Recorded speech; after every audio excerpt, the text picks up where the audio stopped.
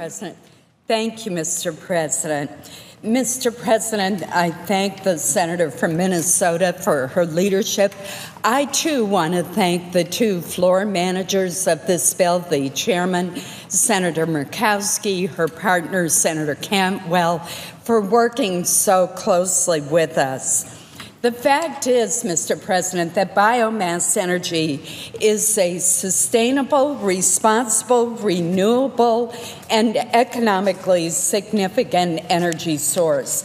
Many states, including mine, are already relying on biomass to help meet their renewable energy goals.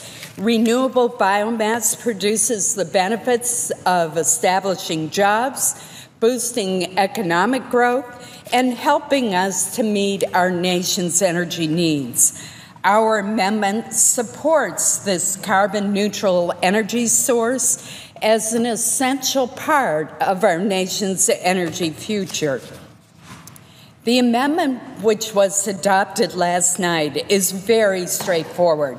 It simply requires the Secretary of Energy, the Secretary of Agriculture, and the Administrator of the Environmental Protection Agency to jointly ensure that federal policy relating to forest bioenergy is consistent and not contradictory, and that the full benefits of forest biomass for energy, conservation, and responsible forest management are recognized. It concerns me greatly that some have suggested that our amendment would somehow result in substantial damage to our forests and the environment. Nothing could be further from the truth.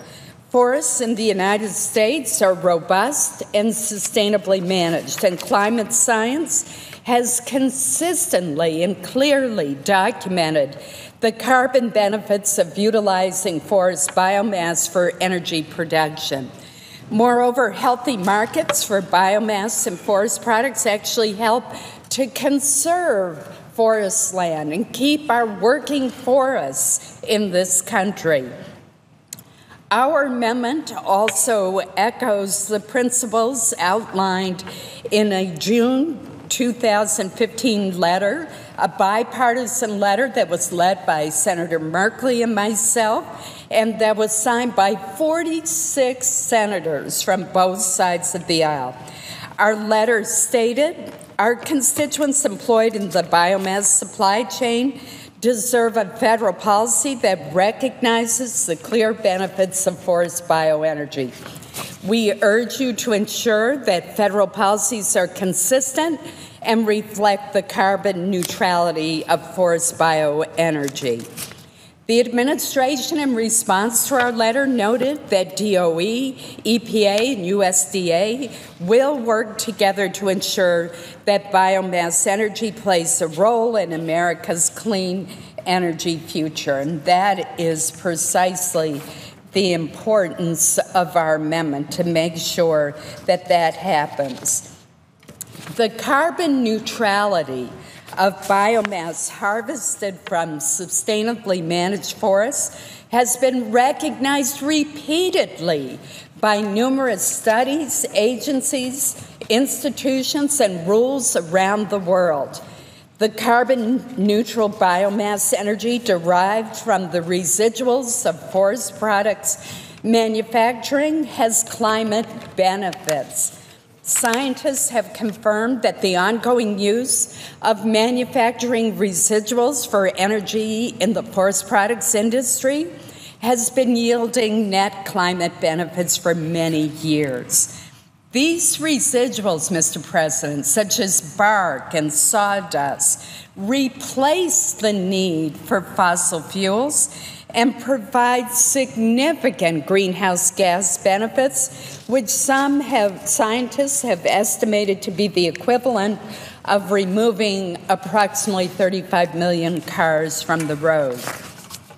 As forests grow, carbon dioxide is removed from the atmosphere through photosynthesis.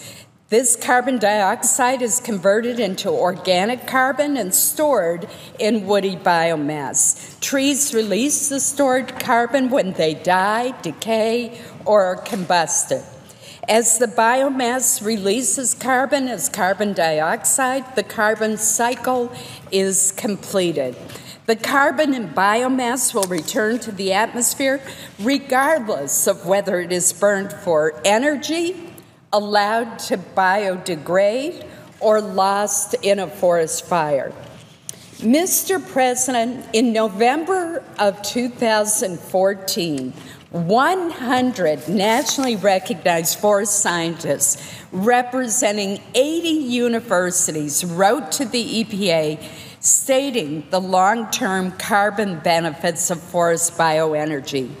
This group weighed a comprehensive synthesis of the best peer-reviewed science and affirmed the carbon benefits of biomass. A literature review of forest carbon science that appeared in the November 2014 Journal of Forestry confirms that, quote, wood products and energy resources derived from forests have the potential to play an important and ongoing role in mitigating greenhouse gas emissions. So, Mr. President, federal policies for the use of clean, renewable energy solutions, including biomass, should be clear and simple and reflect these principles.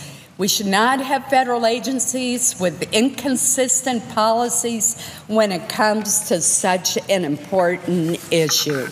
Again, I want to thank the sponsors and co-sponsors of my bill, my amendment, as well as the chairman and ranking member of the Energy Committee for their cooperation in getting the amendment adopted last night.